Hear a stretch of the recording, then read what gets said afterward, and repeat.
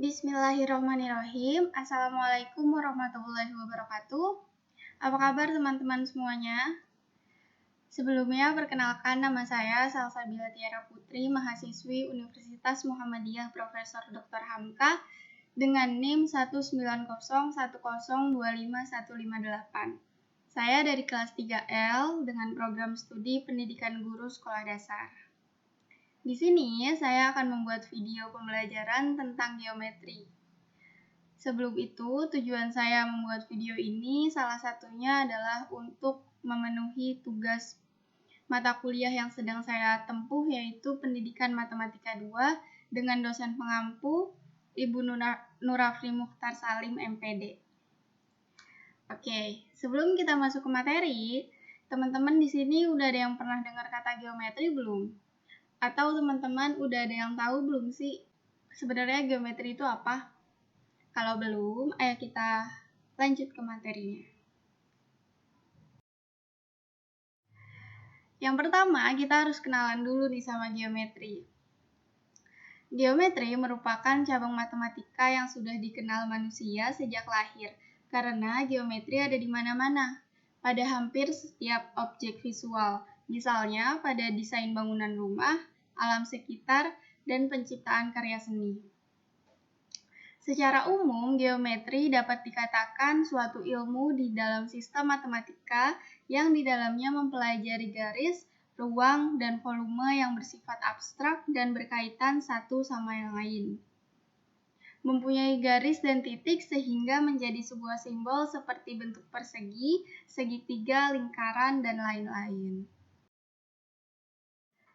Adapun tujuan mempelajari materi geometri menurut para ahli adalah yang pertama, menurut Sabandar pada tahun 2002, pengajaran geometri di sekolah diharapkan akan memberikan sikap dan kebiasaan sistematik bagi siswa untuk bisa memberikan gambaran tentang hubungan-hubungan di antara bangun-bangun geometri, serta penggolongan-penggolongan di antara bangun-bangun tersebut. Kemudian, menurut Susanta pada tahun 2003, pembelajaran geometri dapat membantu siswa untuk mengembangkan kemampuan penalaran. Oleh karena itu, geometri timbul dan berkembang karena proses berpikir.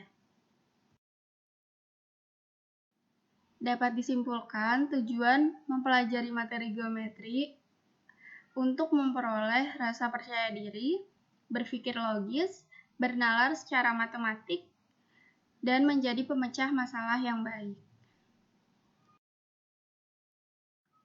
Masalahnya, pembelajaran geometri ini seringkali dianggap sulit bagi peserta didik.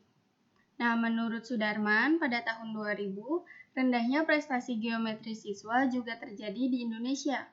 Bukti-bukti empiris di lapangan menunjukkan bahwa masih banyak siswa yang mengalami kesulitan dalam belajar geometri, mulai tingkat dasar sampai perguruan tinggi. Berbagai penelitian menunjukkan bahwa prestasi geometri siswa sekolah dasar masih sangat rendah. Dan muncullah teori perkembangan geometri, yang biasa kita kenal dengan teori Van Heel. Teori Van Heel ini ditemukan oleh Pierre Marie Van Heel dan Dina Van Heel Geldof pada tahun 1950-an. Dalam penelitian Ani di tahun 1999, ada beberapa negara yang melakukan perubahan pada kurikulum geometri. Contohnya di sini ada Uni Soviet dan Amerika Serikat. Mereka mengganti kurikulum geometri dengan berdasarkan teori Van Heel. Nah, setelah dilakukan pembelajaran menggunakan teori Van Heel, peserta didik dinilai lebih memahami materi tersebut. Jadi dapat dikatakan teori Van Heel ini berdampak positif dan menjadi pemecah masalah untuk kegagalan pemahaman peserta didik pada kasus sebelumnya. Penelitian ini juga didukung dari berbagai sumber yang ditemukan, di antaranya ada dari Bobango pada tahun 1993, Dinyatakan bahwa pembelajaran yang menekankan pada tahap belajar Van Hill dapat membantu perencanaan pembelajaran dan memberikan hasil yang memuaskan. Selanjutnya ada dari Seng pada tahun 1989 menyatakan bahwa prestasi siswa SMU dalam menulis pembuktian geometri berkaitan secara positif dengan teori Van Hill. Yang ketiga ada dari Mayberry pada tahun 1983. Berdasarkan hasil penelitiannya, menyatakan bahwa konsekuensi teori Van Hill adalah konsisten. Yang keempat ada dari Barger dan Shaughnessy pada tahun 1986, melaporkan bahwa siswa menunjukkan tingkah laku yang konsisten dalam tingkat berpikir geometri sesuai dengan tingkatan berpikir Van Hill. Yang terakhir ada dari Susiswo pada tahun 1989. Disimpulkan bahwa pembelajaran geometri dengan pembelajaran model Van Hill lebih efektif daripada pembelajaran konvensional.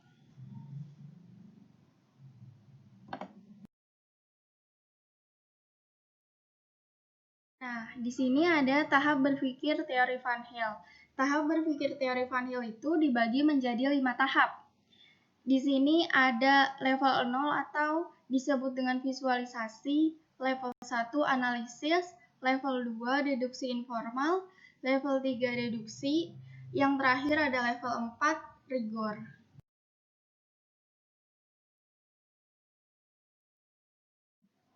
Menurut Nuraini, tahap visualisasi dimulai dari level 1, di mana pada tahap ini siswa mengenal bentuk-bentuk geometri hanya berdasarkan karakteristik visual dan penampakannya. Artinya, siswa hanya mengenal bangun geometri hanya berdasarkan bentuk secara keseluruhan. Misalnya, ketika siswa diberikan bangun persegi, maka siswa hanya melihat keseluruhan dari bentuk bangun persegi tersebut. Untuk mempermudah proses pendeskripsian atau penggambaran pada diri peserta didik, maka dapat menghubungkan antara bangun geometri dengan objek yang sering ditemui oleh siswa.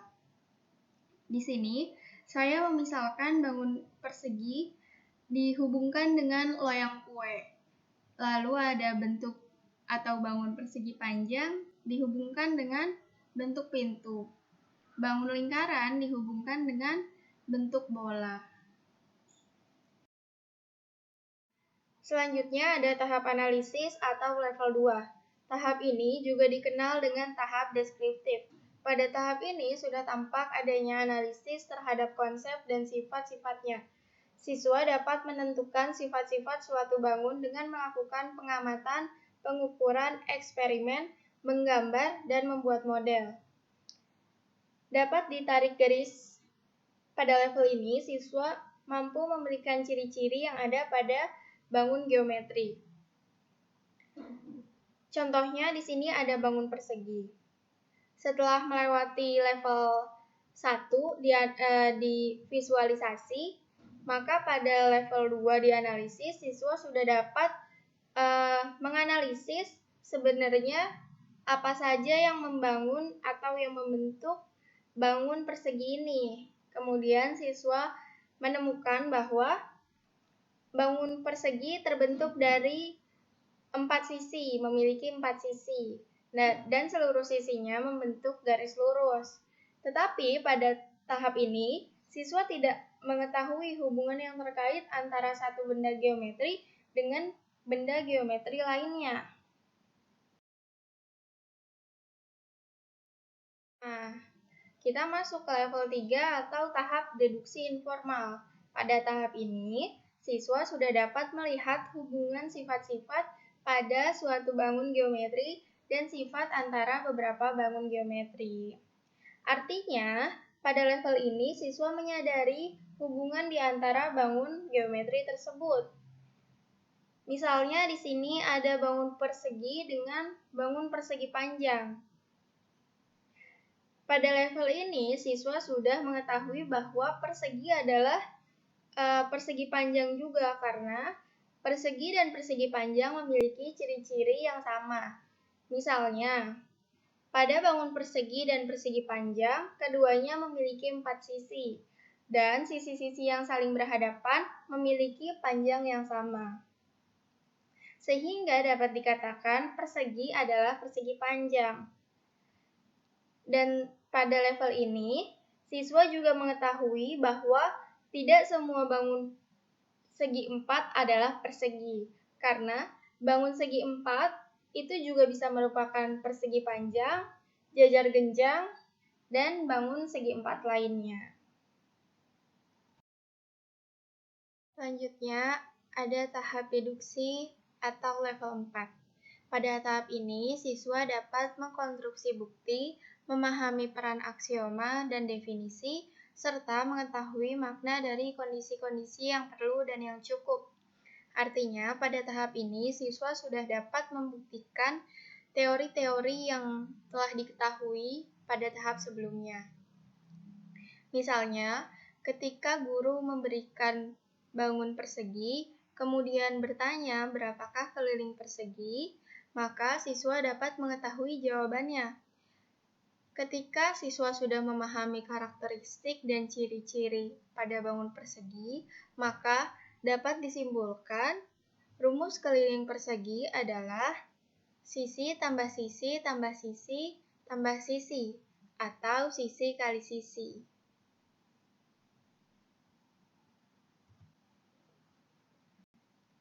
Sampai di sini dulu pembahasan. Baik teman-teman, sampai di sini dulu pembahasan kali ini.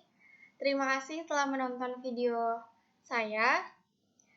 Jangan lupa like, comment, dan subscribe. Kurang lebihnya mohon maaf.